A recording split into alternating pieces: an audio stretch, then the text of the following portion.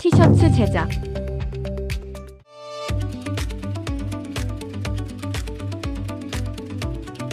공정 플로입니다.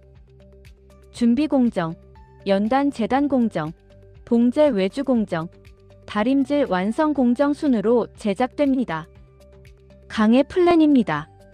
1강 준비 공정, 2강 봉제 공정, 3강 부가 공정, 4강 완성 공정, 5강 품질 관리 및 제품 검사, 6강 봉제 부자재 순으로 강의합니다. 여러분 모두가 꾸준히 수강하시면 티셔츠 제작 전문가로 가는 지름길이 될 것입니다. 감사합니다. 여러분 안녕하세요. 반갑습니다. 이번 시간에는 티셔츠 제작 제4강 완성 공정에 대해서 말씀드리겠습니다. 우리가 티셔츠를 제작한 데 있어서 그 순서가 원단 입고 되면은 연단하고 재단하고 봉제하고 최종 완성을 해서 제품 생산이 마무리가 됩니다. 그래서 이렇게 완성 공정에서는 다림질을 하고 검사하고 수정하고 라벨 작업하고 포리백하고 해서 최종 완성이 마무리가 됩니다. 그래서 하나씩 살펴보겠습니다. 봉제에서 넘어온 제품을 스팀 다림질을 해서 니트의 어떤 그 원단의 조직감을 살려주고 또 제품의 사이즈나 또는 테를 잡아주는 그러한 공정이 다림질 공정이라고 할 수 있겠습니다. 그래서 연단, 재단, 봉제를 거쳐서 나온 제품이 퍼펙트하게 문제가 없는 그런 제품이라 하면은 다림질 하기가 아주 쉽습니다. 그래서 보통 그런 제품인 경우에 한 장을 아이롱하는데 3분 정도 걸립니다. 그래서 3분이 걸린다고 하면 1시간에 20장을 다림질 하게 되죠. 그래서 하루에 보통 한 150장 정도 내외를 하게 되는 것입니다. 그러나 좀 난이도가 있는 그런 제품이다 하면은 보통 한 100장 내외, 그 다음에 기본적인 옷이라고 하면은 한 200장 내외 이런 정도로 합니다. 그래서 대부분의 제품들이 연단, 재단, 봉제 과정을 거치면서 퍼펙트하게 문제없이 내오는 제품도 있지만은 그렇지 않는 제품도 많이 있습니다. 그래서 그럴 경우는 시간이 더 소요가 되죠. 그래서 이 다림질 공정을 한번 보시면은 이렇게 티셔츠를 이렇게 놓고 이렇게 스팀 다림질로 아이롱을 하게 되는데요. 아이롱을 하는 이 공정이 우리가 연단이나 재단하는 봉제 이런 여러 가지 공정 중에서 제가 해봤을 때는 다림질하는 공정이 가장 힘들었다고 생각할 수 있어요. 그래서 제가 하루 한 8시간씩 한 일주일 정도 아이롱을 할 때도 있습니다. 그럴 때는 정말 너무 힘들어서 체중이 한 3, 4kg 정도로 빠지는 경우도 있었습니다. 그래서 우리 티셔츠를 제작하는 데서 제일 중요한 공정이라 하면은 봉제를 할 수 있는데 가장 힘드는 공정이라 하면 저는 아이롱 같습니다. 그래서 또 이 아이롱이 힘들지만은 또 제품이 이런 그 봉제까지 넘어오는 과정에서 좀 잘못된 부분이 있더라도 아이롱에서 이렇게 다 잡아서 사이즈나 테가 제대로 잘 나와서 좋은 제품이 마무리가 되도록 해야 되는 그러한 중요한 또 공정이 되겠습니다. 또 이 스웨터 같은 경우는 바로 제품을 반듯하게 해서 철가다를 넣어서 이렇게 아이롱을 해서 마무리를 하는데 이 티셔츠는 대부분 공정하면은 이렇게 제품을 거꾸로 놓고 이렇게 아이롱을 한다. 그래서 이렇게 하는 게 더 효율적이다 해서 티셔츠는 주로 이렇게 아이롱을 하고 있습니다. 그 다음에 이제 검사 공정입니다. 이 아이롱이 끝나면은 이제 제품 검사를 하게 되는데요. 제품의 사이즈나 또는 원단 상태, 봉제, 부자재 및 부속품 상태 이런 여러 가지를 검사를 해서 불량이 있으면 다시 수정을 시키고 또 없는 걸 통과를 시키고 이렇게 이제 검사하는 공정이 되겠습니다. 이렇게 해서 검사라는 거는 여러 가지 기술적인 어떤 그런 품질도 보지만은 또 제품의 사이즈가 제대로 나오나 안 나오나 이런 것도 또 체크를 하고 전반적인 그런 제품 상태를 검사를 하게 됩니다. 그 다음에 검사에서 좀 문제가 있는 제품은 수정을 하게 됩니다. 그 불량이 심한 제품인 경우는 아예 드롭을 시키고 또 어느 정도 경미한 불량은 수정을 해서 바로 잡을 수 있는 경우는 수정을 합니다. 그래서 대부분 이 수정이 보면은 주로 오염 불량이 많습니다. 오염은 이런 세탁을 해서 없애는 경우도 있지만 또 이런 빵빵이를 써서 제거하는 방법이 있고요. 이 빵빵이를 쓰는 걸 한번 보면은 이렇게 이게 빵빵이라는 오염 제거하는 기계입니다. 이렇게 빵빵이를 쓰는데 이 안에 액체는 휘발성 물질입니다. 그래서 이렇게 써서 휘발성 물질이 그냥 놔둬도 날아가는데 또 얼룩이 생길 수가 있기 때문에 이런 스팀 아이롱으로 이렇게 불어주고 다시 빠콤다이에 이렇게 바람을 쐬서 이렇게 해야 이 빵빵이를 쏜 게 얼룩이 안 지고 깔끔하게 이렇게 또 정리가 됩니다. 이렇게 해서 오염 분량은 수정을 하고요. 그 다음에 이제 또 이런 그 일반적인 오염이 아니고 미싱이라든지 아니면 재단한 과정이라든지 이럴 때 기름때 묻을 수가 있습니다. 이런 경우는 별도로 이와 같이 제거하는 약품이 있어요. 제거하는 약품을 뿌려서 하얗게 분말로 이제 나오게 되는데 뿌려서 하루 정도를 이렇게 뿌린 상태로 두면은 그 기름이 그대로 그 분말에 흡수가 돼서 없어지게 됩니다. 그렇게 해서 하는 경우도 있고요. 이렇게 해서 또 약재를 뿌리는 이런 방법이 기름때 오염을 제거하는 방법입니다. 자수 경우는 뒷면에 이러한 자수를 놓을 때 종이를 붙여서 자수를 놓기 때문에 붙어 있으면 좀 지저분하죠. 자수를 놓을 적에 이 백면에 수용성 심지를 붙이는 경우가 있고 또 종이를 붙이는 경우가 있고 또 적합 심지를 붙이는 경우도 있어요. 근데 대부분 이 종이를 주로 많이 붙여서 자수를 놓죠. 그래서 수용성 심지는 흐르는 물이나 젖은 수건으로 가볍게 문지름이 없어지고 이와 같은 종이는 핀셋으로 원단이 손상되지 않도록 이렇게 살살 당겨서 제거를 해줍니다. 그 다음에 접착 심지는 따뜻한 물에 불리거나 다리미 열로 가해서 제거를 하게 됩니다. 그래서 자수의 뒷부분도 깨끗이 제거가 되어야 되겠고요. 그 다음에는 또 실밥 또는 잡티, 이물질 뭐 이런 것들도 제거가 되어야 되겠고 또는 이렇게 약간씩 흠집이 난 거라든지 잡티를 제거를 하고 이렇게 제품이 완전하도록 이렇게 해서 하나씩 포장을 할 수 있도록 준비를 합니다. 그 다음에 이제 제품이 이제 이렇게 다 마무리가 되면은 라벨을 달게 됩니다. 라벨 공정을 거치는데 이 메인 라벨을 우선 이렇게 지정한 위치에 반듯하게 이제 봉제를 해야 되겠죠.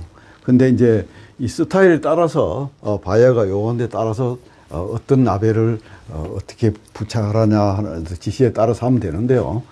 우선은 여기 보면은 가장 많이 쓰는 게 이렇게 그 양쪽에 받는 이면 봉제 라벨을 가장 많이 쓰고 있죠. 이와 같이 이면 봉제를 할 경우는 이렇게 양쪽에 가장자리를 이렇게 봉제를 하는데 이거를 제품 위에 딱 맞게 봉제를 하는 게 아니라 약간의 여유를 주고 이렇게 이제 봉제를 해야 돼요.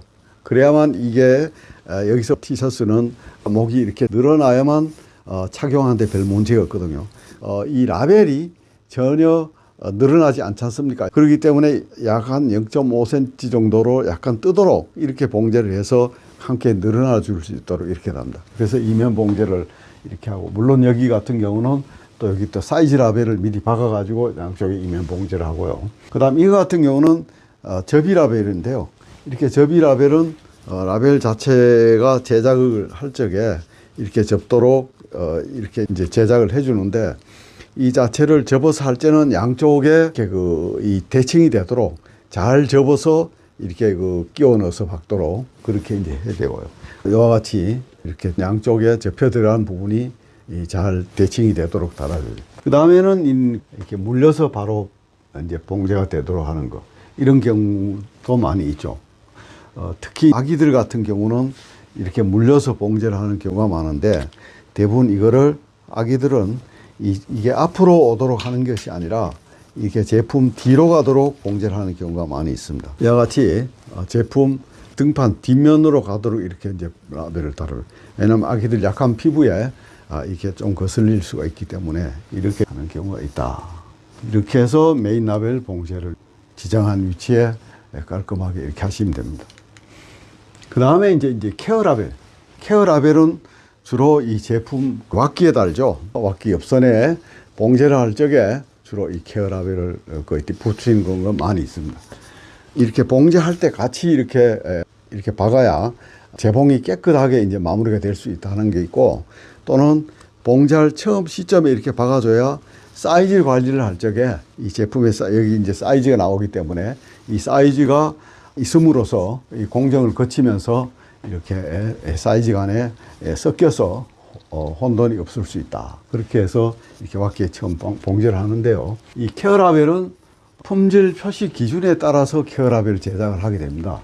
그래서 케어 라벨은 섬유의 조성 표시, 혼용률, 그 다음에 취급 그림, 어떻게 취급을 하면 되느냐, 또 사이즈는 어떻게 되느냐, 또 원산지는 어떻게 되느냐, 이렇게 5가지를 넣어서 IS 규격 기준에 잘 맞춰서 라벨을 제작을 해야 됩니다. 그래서 여기 이런 식으로 제품의 사이즈 또는 키, 몸무게, 혼용률, 또 취급주의 그림 이런 것이 들어간 게 이제 이 케어 라벨인데요.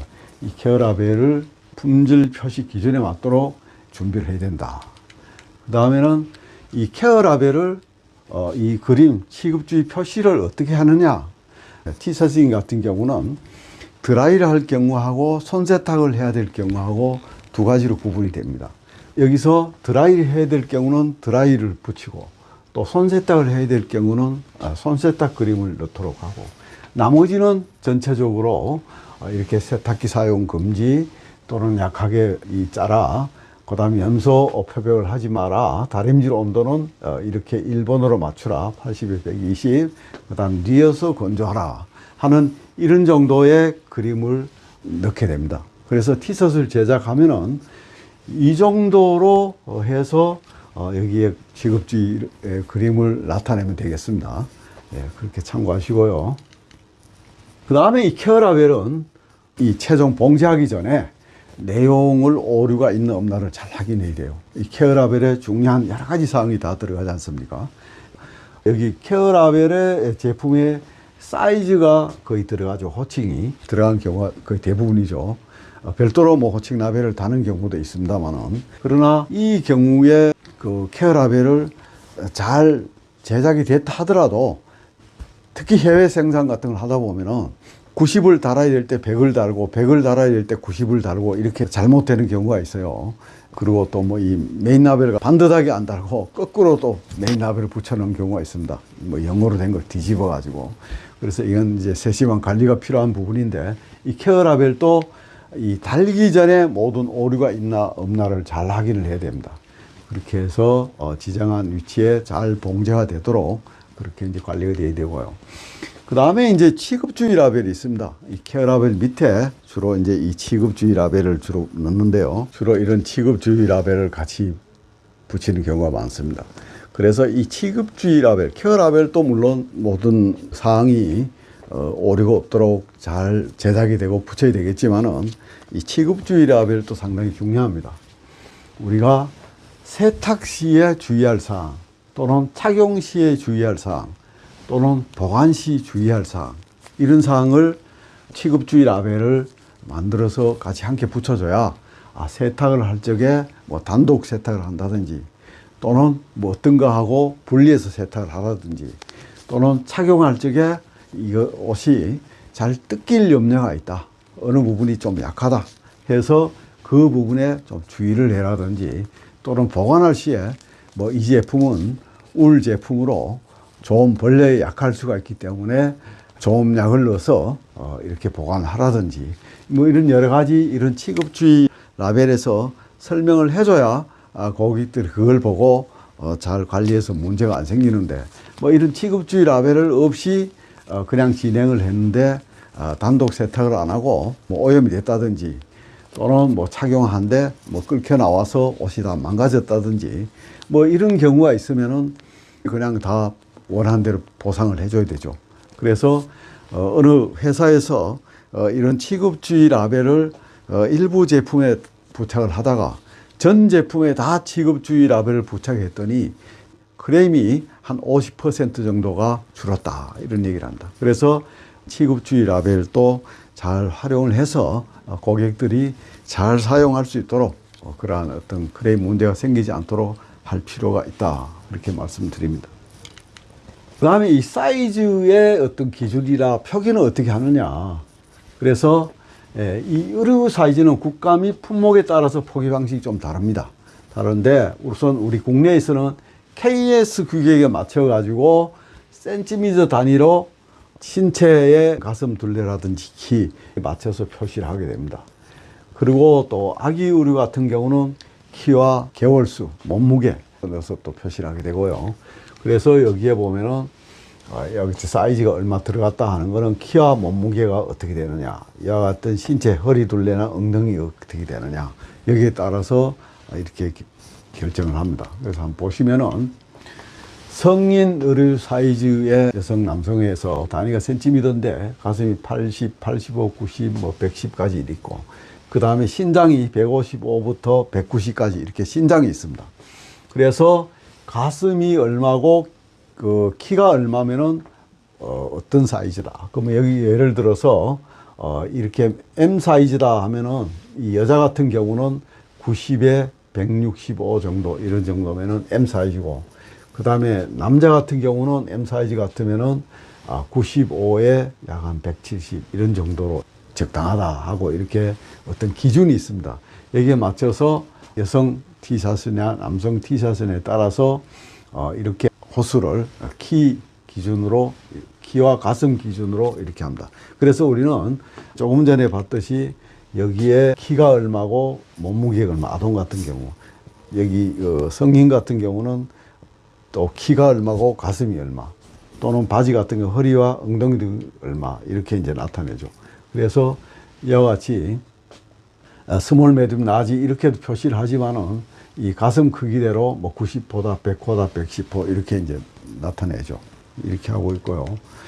그 다음에 아기 의류 같은 경우는 여기 몸무게와 키를 나타내는데, 이 몸무게가 3 내지 6kg, 뭐 10 내지 12kg 이렇게 있으면은 신장이 뭐 50, 55 뭐 이렇게 있다 하면은 이게 개월 수가 뭐 3개월이나 6개월이나 12개월이나 따라서 이렇게 50, 60, 70, 80, 90, 100 이렇게도 하고, 그 다음에 뭐 XS, 스몰, medium, 라지 이렇게 표시를 합니다.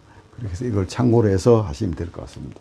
그래서 이 사이즈 라벨은 아까도 말씀드렸지 뭐 달기 전에 오류를 제대로 잘 확인해서 이제 해야 되는데, 이 호칭 사이즈 라벨은 이렇게 그 케어 라벨에도 물론 다 들어갑니다. 표시 기준에 이 공정 관리법 기준에 넣어야 되는데, 대신에 고객들이 쉽게 알아볼 수 있도록 이렇게 케어 라벨을 넣지만은 이렇게 옷에다가 사이즈를 만들어서 부착을 하는 겁니다. 이거는 스몰, medium, 라지 이렇게 이제 부착을 하죠.